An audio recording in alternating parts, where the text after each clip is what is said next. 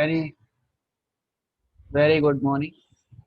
तो जैसे कि हम बात करें प्रीवियस क्लास की, तो प्रीवियस क्लास में हम लोगों ने प्लांट ब्रीडिंग कवर कर लिया था। अब तक हम प्लांट ब्रीडिंग तक पढ़ चुके हैं।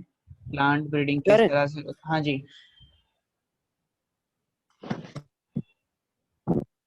Plant breeding. चलिए तो अब हम प्लांट ब्रीडिंग से आगे बात करेंगे।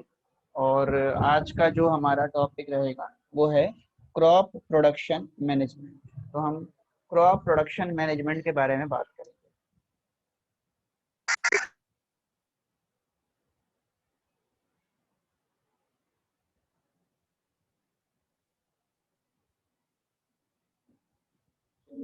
आज का हमारा टॉपिक है crop production management.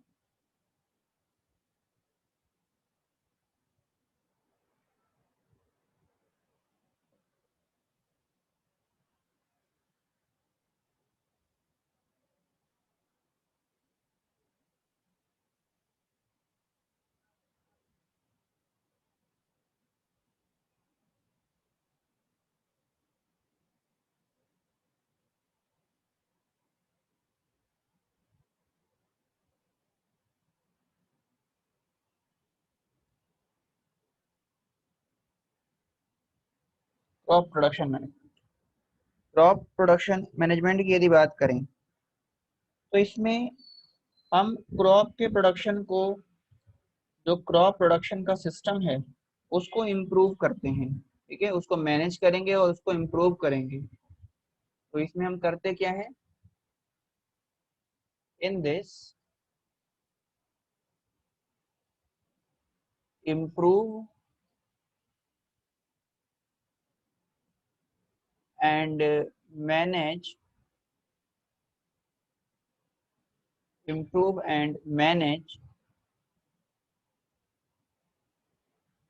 the crop production system। Crop production के सिस्टम को हम इम्प्रूव करेंगे और उसको मैनेज करेंगे। ठीक है, और यहाँ पर हम इसको इम्प्रूव और मैनेज करने के लिए एक तो फोकस करते हैं सस्ते और फार्मर फ्रेंडली अप्रोच पे। We focus on cheaper and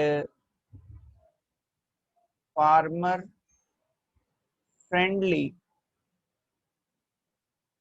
approaches. इन अप्रोचेस पर हम फोकस करते हैं।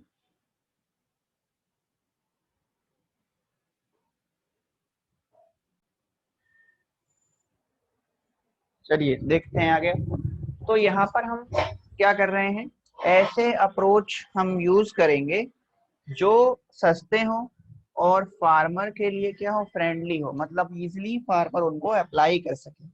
तो यहाँ पर हमारे पास दो चीजें आती हैं। क्या क्या, नंबर वन देखिए, पहला है सक्सेसफुल क्रॉप प्रोडक्शन।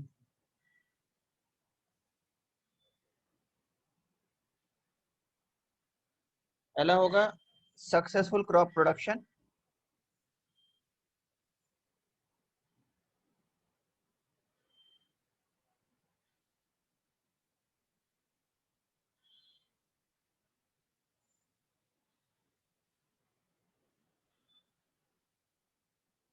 और दूसरा है approach for crop production.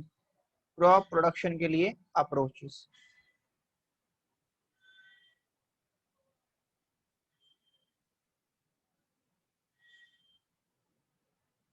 For crop production. ठीक है, तो हम यहाँ पर देखेंगे क्रॉप प्रोडक्शन के लिए अप्रोचेस के बारे में, इसको डिटेल में पढ़ते हैं। तो क्रॉप प्रोडक्शन की यदि अप्रोच की बात करें तो इसमें हम क्या क्या चीजें यूज करते हैं, इसके अंदर हम अप्लाई करते हैं। सबसे पहला, इसमें हम न्यूट्रिएंट मैनेजमेंट करेंगे।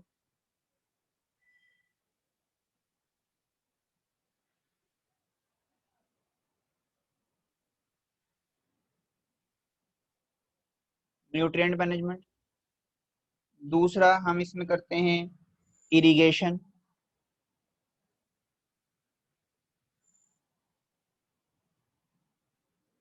और तीसरा हम इसमें करते हैं क्रॉपिंग पैटर्न।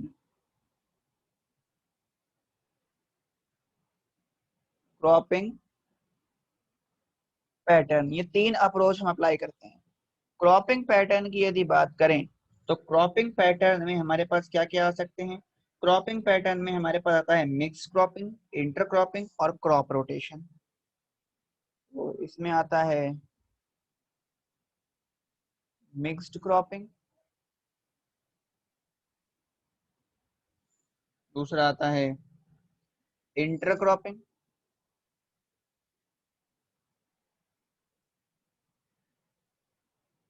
और तीसरा है क्रॉप रोटेशन। तो 3 चीजें इसमें आती हैं, मिक्स्ड क्रॉपिंग, इंटर क्रॉपिंग और क्रॉप रोटेशन। ठीक है, तो इन्हीं को हमें, इन तीनों को हमें डिटेल में पढ़ना है। सबसे पहले हम शुरू करेंगे न्यूट्रिएंट मैनेजमेंट के बारे में। आप यहां तक नोट करें और फिर हेडिंग दें न्यूट्रिएंट मैनेजमेंट।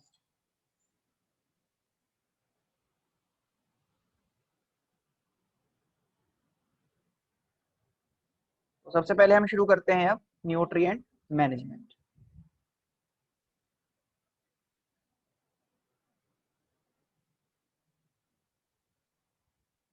फर्स्ट है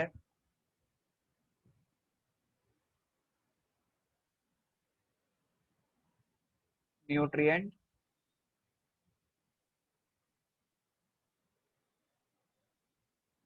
management.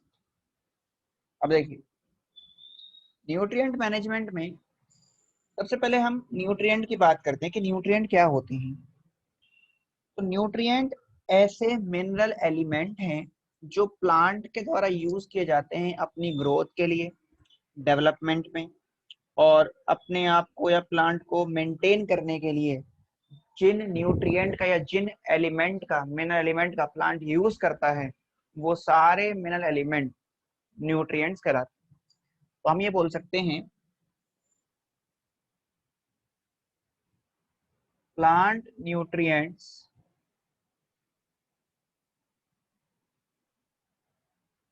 Are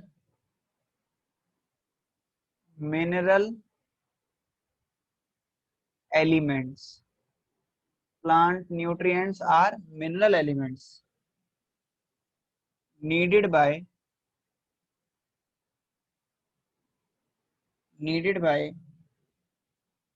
plants for their growth, development and maintenance. Growth, development और मेंटेनेंस के लिए प्लांट न्यूट्रिएंट को यूज करता है। तो ये जो मिनरल एलिमेंट्स हैं, ये मिनरल एलिमेंट्स प्लांट एब्जॉर्ब करता है सॉइल से। तो हम ये बोल सकते हैं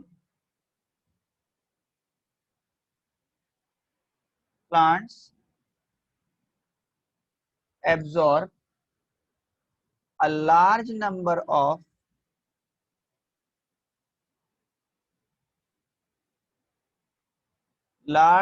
of elements from soil. Plant in elements को सॉइल से एब्जॉर्ब करेगा, किसको छोड़ के? कुछ एलिमेंट ऐसे हैं जो इसको वाटर और एयर से भी मिलते हैं।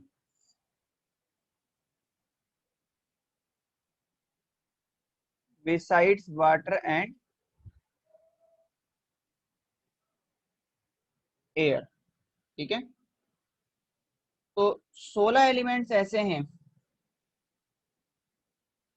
40 टोटल एलिमेंट जो प्लांट ऐश में है वो 40 हैं।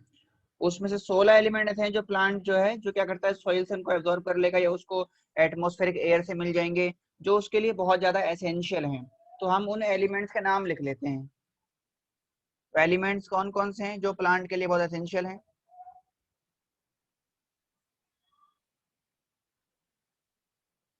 एक हो जाएगा आपका कार्बन, ब्रैकेट में रखें symbol carbon, iron,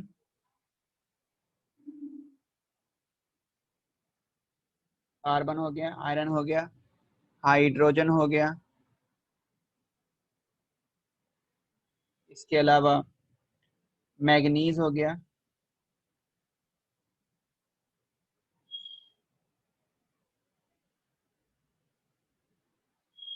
sorry manganese हो गया,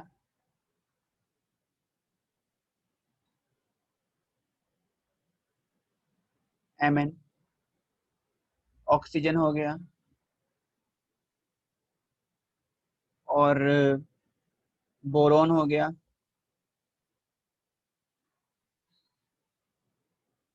इसके अलावा नाइट्रोजन हो गया, फॉस्फोरस हो गया,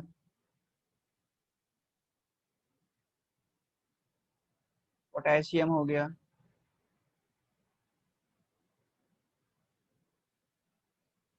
और आपका कॉपर हो गया,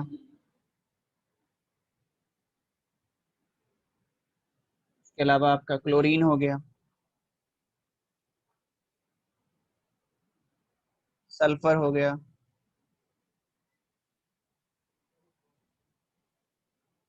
आपका कैल्शियम हो गया, आपका मैग्नीशियम हो गया,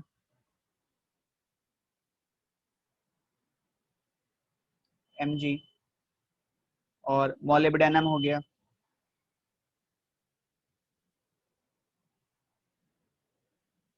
मोलिब्डेनम, DENUM, MO, मोलिब्डेनम हो गया, ये कुछ, और जिंक हो गया, Zn। ठीक है, ये कुछ एलिमेंट्स हैं जो प्लांट के लिए ग्रोथ और डेवलपमेंट के लिए जरूरी हैं। तो ये एलिमेंट्स हो गए प्लांट के लिए। चलिए आगे बात करते हैं। अब जरा आगे यदि बात करें तो नेक्स्ट हमारे पास आता है टाइप्स ऑफ या क्लासिफिकेशन ऑफ प्लांट न्यूट्रिएंट्स। हमने प्लांट न्यूट्रिएंट्स को दो कैटेगरी में क्लासिफाई किया है। एक है मैक्रो न्यूट्रिएंट्स, मैक्रो वो हैं जो प्लांट में लार्ज क्वांटिटी में चाहिए प्लांट को।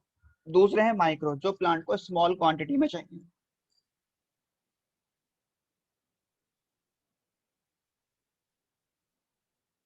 तो क्लासिफिकेशन देखी थी न्यूट्रिएंट का।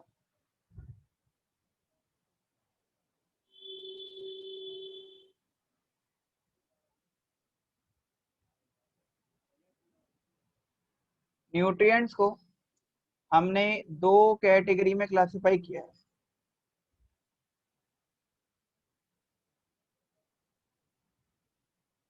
और इसका बेसिस क्या है? बेसिस इसका रिक्वायरमेंट, या हाँ रिक्वायरमेंट लिख देते हैं, रिक्वायरमेंट बाय प्लांट। तो जो लार्ज क्वांटिटी में प्लांट को चाहिए वो कहलाएंगे मैक्रो न्यूट्रिएंट। तो एक तो हो गए macro nutrients, they are required by plant in large quantity। ये प्लांट को लार्ज क्वांटिटी में चाहिए। और दूसरे हैं माइक्रो न्यूट्रिएंट, जो प्लांट को स्मॉल क्वांटिटी में चाहिए।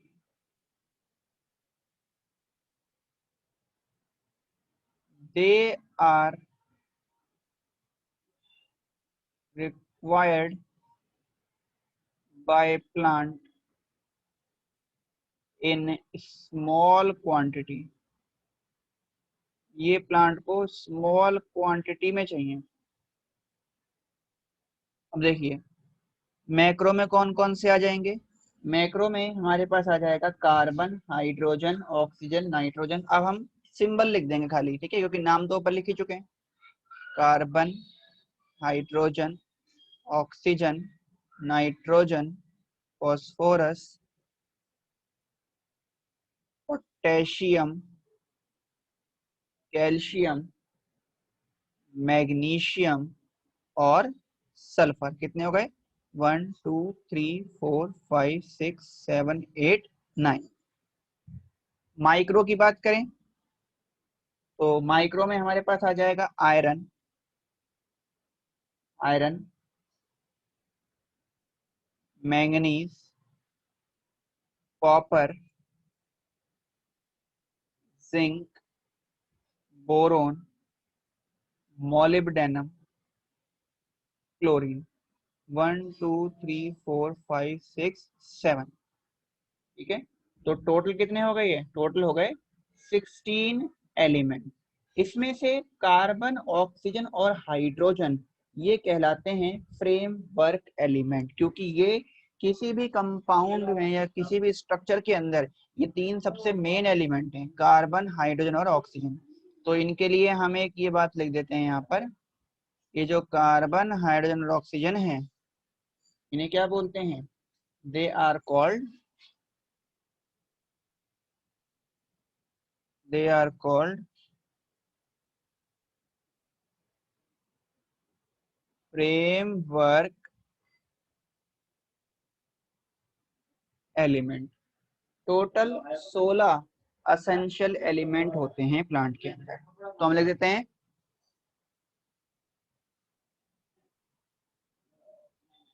Total 16 essential element for plant. Plant के लिए टोटल 16 एसेंशियल एलिमेंट हैं, 9 मैक्रो और 7 ये माइक्रो। इनको मिला के टोटल 16 एलिमेंट होते हैं। 16 से 17 के बीच होते हैं, निकल को भी हम माइक्रो में कंसिडर कर लेते हैं। तो 16 से 17 एलिमेंट जो है वो असेंशियल एलिमेंट है प्लांट के लिए। ठीक है, इतना नोट कर लें, फिर आगे बात करते हैं। अब देखिए, यदि जो ये एलिमेंट प्लांट को ना मिल पाए, इस एलिमेंट में किसी एलिमेंट की कमी हो जाए, मतलब कार्बन नहीं मिल पा रहा प्लांट को, या नाइट्रोजन नहीं मिल पा रहा है, फास्फोरस नहीं मिल रहा है, या आयरन की कमी हो रही है प्लांट में, या सॉइल में, उस यहाँ पर जहाँ पर हम प्लांट ग्रो कर रहे हैं उस सॉइल में आयरन नहीं है, तो इस केस में क्या होगा? जब प्लांट को कोई भी ये जो एलिमेंट है इसकी डेफिशिएंसी हो जाएगी, तो उस डेफिशिएंसी की वजह से प्लांट के जो मेटाबॉलिक प्रोसेस हैं वो अफेक्ट हो जाएंगे, यानी कि उस प्लांट में क्या होगा? डेफिशिएंसी सिंड्रोम देखने को मिलेगा। तो हम ये कह सकते हैं, नोट करके पॉइंट लिख देते हैं,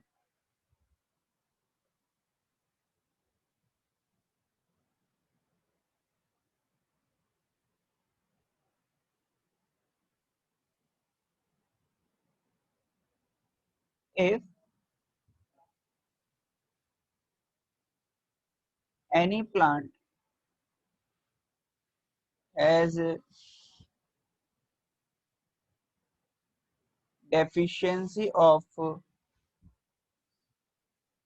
any such element, then it show deficiency syndrome due to affect in metabolism of plant, कि प्लांट का मेटाबॉलिज्म अफेक्ट हो जाएगा, इसलिए उस प्लांट में डेफिशिएंसी सिंड्रोम या डिजीज देखने को मिलेगी इन एलिमेंट की कमी की वजह से। अब हमें प्लांट को ये या सॉइल में इन एलिमेंट्स को प्रॉपर प्रोवाइड कराना है, तो एलिमेंट्स की डेफिशिएंसी को खत्म करने के लिए या दूर रखने के लिए हम उसमें मैन्योर प्रोवाइड कराते हैं। तो नेक्स्ट हमारे पास टॉपिक आता है मैन्योर। अब हम बात करेंगे मैन्योर के बारे में।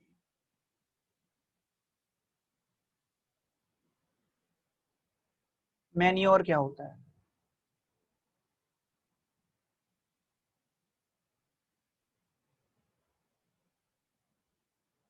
देखिए, मैन्योर एक मिक्सचर है जिसमें डिकम्पोज्ड ऑर्गेनिक सब्सटेंस होते हैं, जैसे कि डेड लीफ हो गई, या सिटी से जो गार्बेज वगैरह निकला है वो हो गया, एग्रीकल्चर वेस्ट हो गया, एनिमल का डंग हो गया, या क्रॉप का बचा हुआ पार्ट हो गया। ये सारा पार्ट जब माइक्रोब्स की मदद से डिकम्पोज हो जाएगा तो उससे जो हमारे पास डिकम्पोज्ड मिक्सचर बनेगा, उस डिकम्पोज्ड मिक्सचर को हम बोलते हैं मैन्योर। और मैन्योर करता क्या है, ये क्रॉप में या क्रॉप की सॉइल की फर्टिलिटी को और प्रोडक्टिविटी को इंक्रीज कर देता है क्रॉप की। तो जैसे मैन्योर की यदि बात करें तो मैन्योर के लिए हम एक लाइन लिख सकते हैं, it is mixture of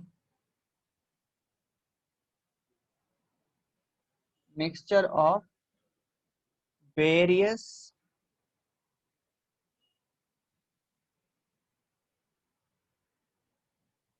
decomposed of organic substance।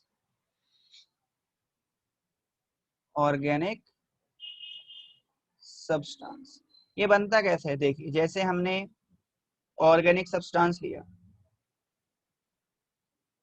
जैसे यहाँ पर लिया ऑर्गेनिक सब्सटेंस, इसमें क्या हो सकता है, इसमें आपका लीफ हो सकता है, ठीक है। इसके अलावा सिटी गार्बेज, शहरों का जो हाउस होल्ड वेस्ट वगैरह हो गया, ये सब हो सकता है। या जो एग्रीकल्चरल वेस्ट है वो हो सकता है।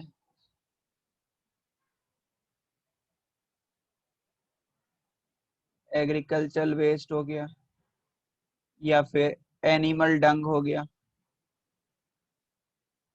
ठीक है। और क्रॉप रेसिड्यू या रिमेन, जो क्रॉप का बचा हुआ पार्ट है, वो सब हो सकता है।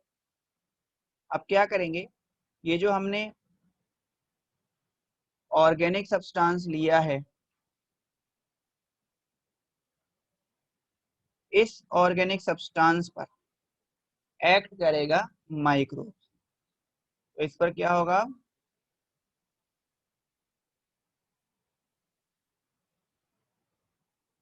Action of microbes. इस पे माइक्रोब्स का एक्शन होगा, और माइक्रोब्स के एक्शन से ये क्या बन जाएगा, इसके एक्शन से हो जाएगा ये डिकम्पोज्ड ऑर्गेनिक सब्सटेंस बन गया। यही जो डिकम्पोज ऑर्गेनिक सब्सटेंस है, इसी को क्या बोल रहे हैं हम, यही आपका कहलाएगा मैन्योर। यही मैन्योर है। और मैन्योर का यूज क्या है, इसका यदि यूज देखें तो ये करता क्या है, it increase the productivity of crop, crop की प्रोडक्टिविटी बढ़ाता है, और it increase the fertility of soil, ये सॉइल की फर्टिलिटी को भी इंक्रीज करता है, ठीक है। तो ये बात हो गई मैन्योर की। अब हमारे पास आता है टाइप्स ऑफ मैन्योर। मैन्योर अलग अलग टाइप के हो सकते हैं। तो टाइप्स ऑफ मैन्योर हमारे पास आता है फार्म यार्ड मैन्योर, कॉम्पोस्ट हो गया, ग्रीन मैन्योर हो गया। 3 तरह के मैन्योर हैं, उनको और देख लेते हैं और हमारा मैन्योर जो है वो कंप्लीट हो जाता है। इसको नोट करें, फिर हम टाइप्स ऑफ मैन्योर देखते हैं। चलिए तो बात करते हैं टाइप्स ऑफ मैन्योर के बारे में।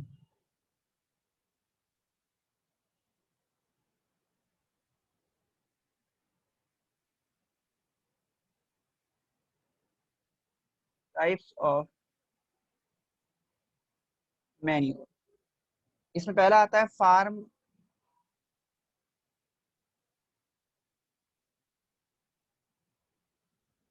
Farm yard manure. Farm yard की यदि बात करें तो ये जो कैटल्स के एक्सक्रीटा हैं, जैसे डंग और यूरिन हो गया, और इसके अलावा जो लिटर है या ब्रीडिंग मटेरियल है, ठीक है, बेडिंग मटेरियल वगैरह, ये सब चीजें हो गई, इनका इनकी पार्शियली डिकम्पोज्ड फॉर्म को हम फार्म यार्ड मैन्योर बोलते हैं। तो ये क्या है, पार्शियली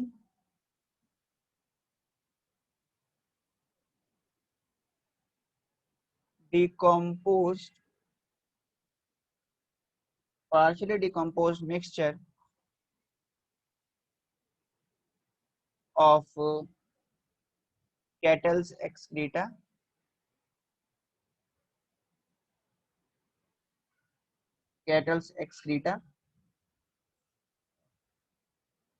इसको क्या बोलेंगे हम लोग, cattle's excreta along with litter हो जाएगा। लिटर क्या होता है, लिटर मतलब होता है बेडिंग मटेरियल जो है, and left over organic matter,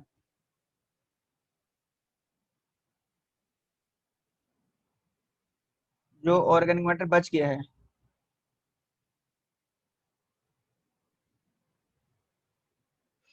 इन सबको बोलते हैं हम लोग फार्म यार्ड मैन्योर।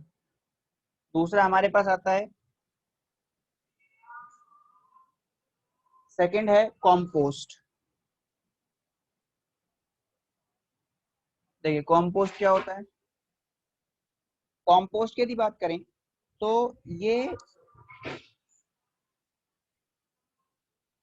बायोलॉजिकली या जो एनिमल रिफ्यूज है, जो एनिमल वेस्ट वगैरह है, उस सारे या वेजिटेबल वेस्ट वगैरह जो हो गए, जो बचे वेजिटेबल्स हो गई, या जो रिमेनिंग पार्ट उसके रह गए, जो एनिमल वेस्ट वगैरह हो गया, उन सब के डिकम्पोजिशन से जो हमारे पास बनता है, जो डिकम्पोज मिक्सचर बनेगा, उसे हम कॉम्पोस्ट बोलते हैं। It is decomposed mixture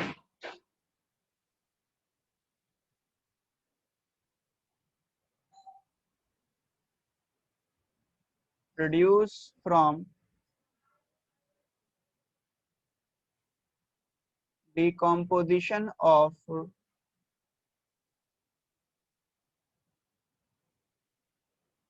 vegetable waste and animal waste. और तीसरा है हमारे पास, third one, green manure.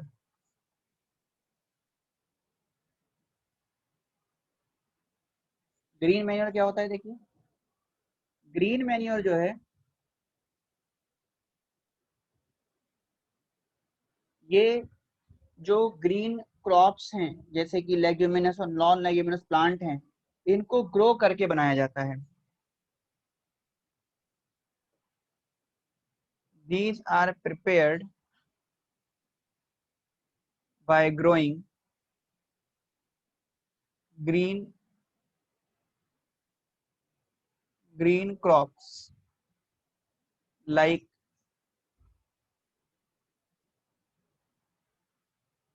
leguminous and non-leguminous plant। ठीक है, तो ये हो गया आपका ग्रीन मैन्योर। इसी के साथ हमने टाइप्स ऑफ मैन्योर भी कंप्लीट कर लिए। तो यहाँ तक हम करके रखेंगे, बाकी कंटिन्यू करेंगे नेक्स्ट क्लास के अंदर।